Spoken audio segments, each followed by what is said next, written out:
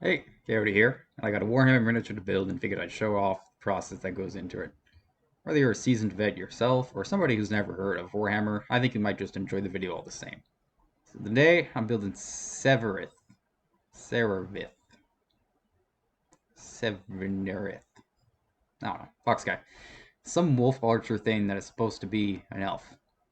I just sort of like the whole suspended in air look and decided to go with it.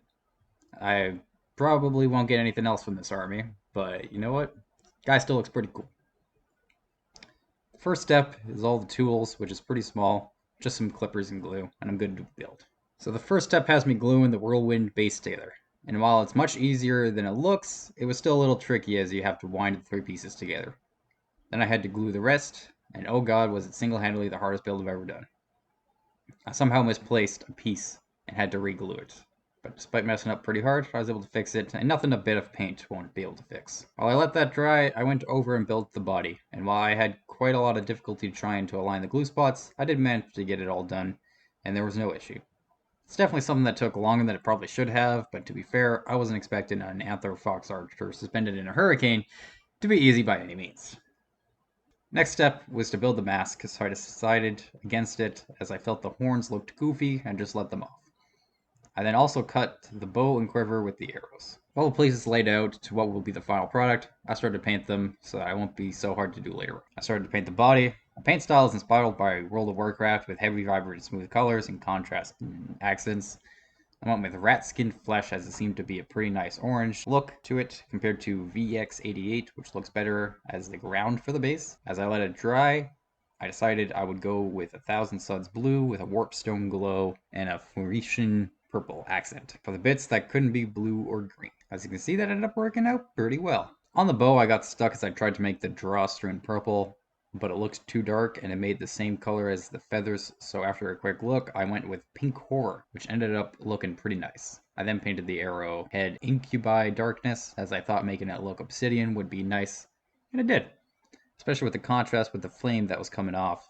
That I did 2 coats of Corax white, as white never does enough with 1 coat, and I did a dribble of Night Haunt Gloom that I let dry for 10 seconds before brushing the excess away, making a pretty nifty look. Next I moved to the mask, and I didn't want just a full metal mask. I wanted my fox to look like a fox. So for the eyes, I dabbed with rat skin flesh.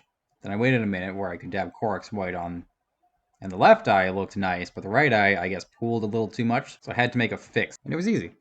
After doing a small dab of Corvus Black, I went to the right and used some Night Haunt wash to do the same effect as the flame and ended up helping to sell the whole freaky ethereal magic look on what should have been a disaster. It turned out pretty well.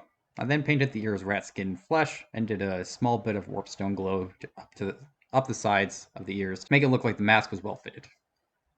After that, it was just some gray night steel on the rest of the mask to make it appear like a helm, and then that was done. I then took a look around for any missing details, and so then I painted the claws black, and then added little paw pads, and finally added some different colors to the tail to make it seem more like fox.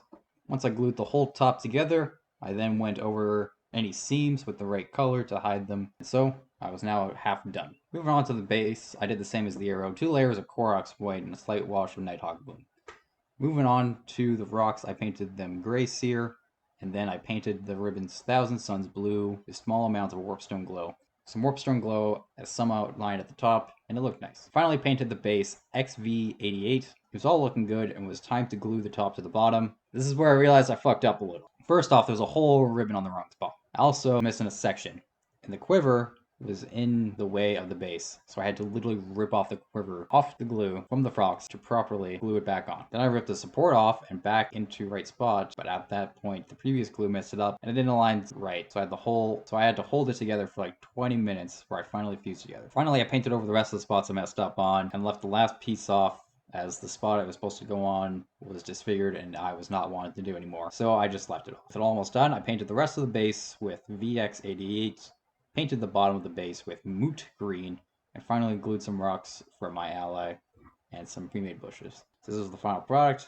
In total, probably took me about 14 to 16 hours, somewhere between there.